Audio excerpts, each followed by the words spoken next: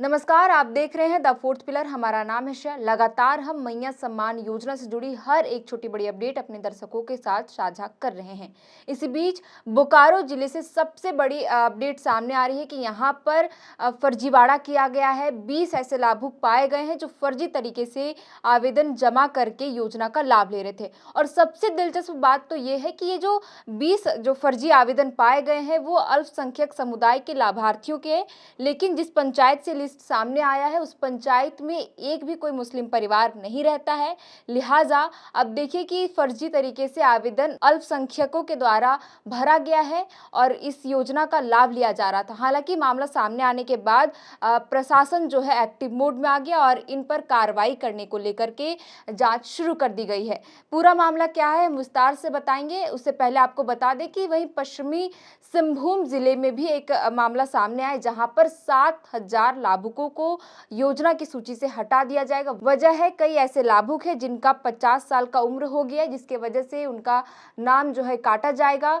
तो दूसरा ये भी बात सामने आ रहा है कि कई ऐसी लाभुक महिलाएं हैं जो पहले से पारा शिक्षिका है या फिर इनकम टैक्स के दायरे में आती है, वैसे परिवार से ताल्लुक रखती है और योजना का लाभ ले रही हैं, तो उनको चिन्हित करके अब हटाया जा रहा है। हम दोनों ही मुद्दे पर विस्तार में बात करते हैं। सबसे पहले आपको बता दें बोकारो जिले से जो फर्जीवाड़े का मामला सामने आया है उसे लेकर के पूरा मामला है क्या और अब तक इस मामले में क्या कुछ कार्रवाई हो पाई है। देखिए, मीडिया रिपोर्ट्स के हवाले जो खबरें सामने आई, गोमिया प्रखंड के पचमो पंचायत में एक भी अल्पसंख्यक परिवार नहीं रहता है। बावजूद यहाँ 20 अल्पसंख्यक आवेदन जमा करके योजना का लाभ लेने का कोशिश किया जा रहा है। जैसा कि आपको मैंने शुरुआत में ही बताया कि यहाँ पर कोई भी मुस्लिम परिवार नहीं रहता है।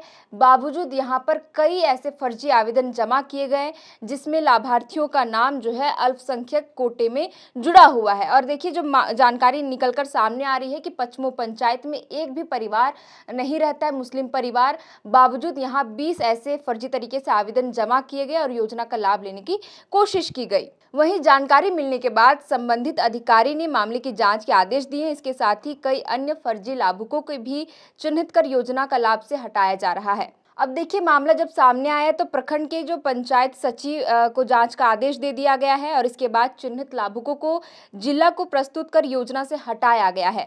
इसी तरह लोधी पंचायत का भी मामला सामने आया है। यहाँ पर एक पारा शिक्षिका की पत्नी योजना का लाभ ले रही थी और जिसे चिन्हित करके पूरे पैसे की रिकवरी की गई। जैसा कि मैंने बार बार इस बात को मैं कई बार आपको बता चुकी हूँ कि अगर वैसी लाभुक जो चिन्हित हो जाती हैं कि वे पारा शिक्षिका है या फिर इनकम टैक्स के दायरे में आती है या वैसे परिवार से ताल्लुक रखती जो सरकारी योजना का लाभ ले रहे हैं पहले से या फिर सरकारी कर्मचारी है, तो उन्हें चिन्हित करके सरकार जो है पूरे राशि की वसूली करेगी। जितने भी अकाउंट में सरकार के द्वारा योजना के तहत पैसे भेजी है उनके अकाउंट में, उनके खाते से पूरे पैसे की रिकवरी करेगी। और देखिए, लोधी पंचायत का भी ये मामला सामने आया जहां पर पारा शिक्षक की पत्नी योजना का लाभ ले रही थी, जिसे चिन्हित करके उनके खाते से पूरे जो राशि ट्रांसफर की गई थी अब तक जितनी भी उस पैसे को रिकवरी कर लिया गया है। वहीं इस संबंध में प्रखंड विकास पदाधिकारी महादेव कुमार महतो ने कहा कि प्रखंड के 36 पंचायतों में लगभग 41,000 लोग योजना का लाभ ले रही हैं।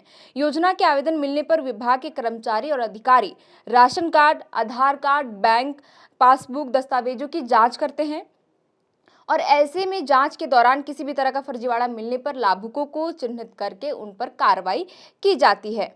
आगे विकास पदाधिकारी ने यह भी बताया कि वैसे लोग योजना का लाभ नहीं ले सकते हैं जो कर्मचारी सरकार से मानदेय या वेतन लेते हैं। इनमें आंगनबाड़ी सेविका, पारा शिक्षिका, शिक्षक, मेडिकल स्टाफ, सीसीएल, डीबीसी, शिक्षा आदि कर्मचारी के कोई भी परिवार के सदस्य शामिल हैं। जैसा कि मैं इस बात को लगातार हर एक वीडियो में अपडेट के साथ ये बता रही हूँ कि वैसे परिवारों की महिलाओं को नहीं मिलेगा जो पहले से सरकारी कर्मचारी है, उनके परिवार के कोई सदस्य या फिर वो इनकम टैक्स के दायरे में आती है या पारा शिक्षिका है, आंगनबाड़ी सेविका है, मेडिकल स्टाफ है, सीसीएल में कार्यरत है उनके परिवार के कोई सदस्य, तो ऐसे में उनको योजना का लाभ नहीं मिलेगा। जैसा कि प्रखंड विकास पदाधिकारी महादेव महतो ने भी बताया कि इन महिलाओं को योजना का लाभ नहीं मिलेगा।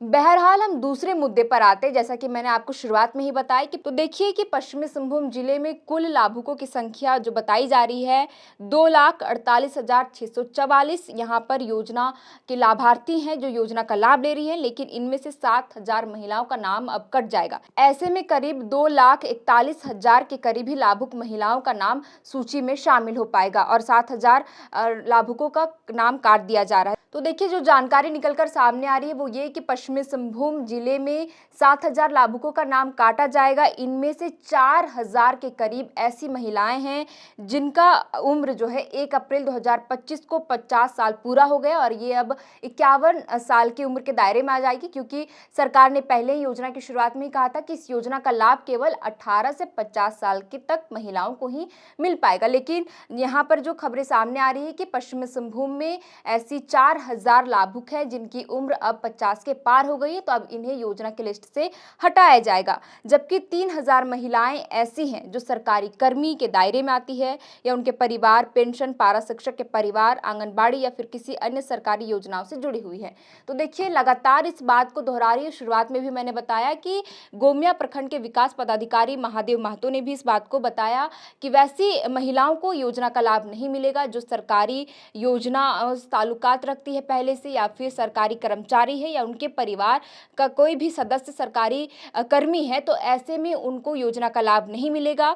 और देखिए पश्चिमी सिंहभूम जिले से भी ये भी बात सामने आ रही है कि यहाँ पर 3,000 ऐसी लाभुक है जो सरकारी योजना के दायरे में आती हैं पहले से और बावजूद इस योजना का लाभ ले रही थी। उनके परिवार के कोई सदस्य सरकारी कर्मी है या फिर इनकम टैक्स के दायरे में आते बावजूद वैसी महिलाएं योजना का लाभ ले रही, तो अब इन्हें योजना की लिस्ट से बाहर कर दिया जाएगा। कुल मिलाकर देखिए मैंने आपको बात बताई कि पश्चिमी सिंहभूम जिले में 4,000 ऐसी महिलाएं हैं जिनको अब हटाया जाएगा क्योंकि उनकी उम्र सीमा 50 से पार हो गई है और 4,000 महिलाएं ऐसी मिली जो सरकारी योजनाओं का पहले से लाभ लेती या फिर उनके परिवार इनकम टैक्स के दायरे में आते। अब इन्हें चिन्हित करके योजना की लिस्ट से हटाया जा रहा है। वहीं आपको मैंने बताया कि बोकारो जिले में सबसे बड़ा फर्जीवाड़ा सामने आया है, जहां पर 20 ऐसे आवेदन सामने आए जहां पर पचमो पंचायत में कोई भी मुस्लिम परिवार नहीं रहता, बावजूद यहाँ 20 ऐसे आवेदन फर्जी तरीके से जमा किए गए मुस्लिम लाभार्थियों के नाम पे और फर्जी तरीके से आवेदन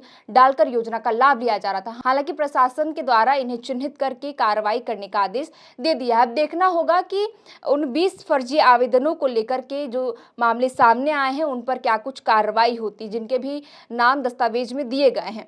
फिलहाल के लिए इस वीडियो में इतना ही। मैया सम्मान योजना से जुड़ी जो भी खबर सामने आएगी हम आपके साथ जरूर साझा करेंगे।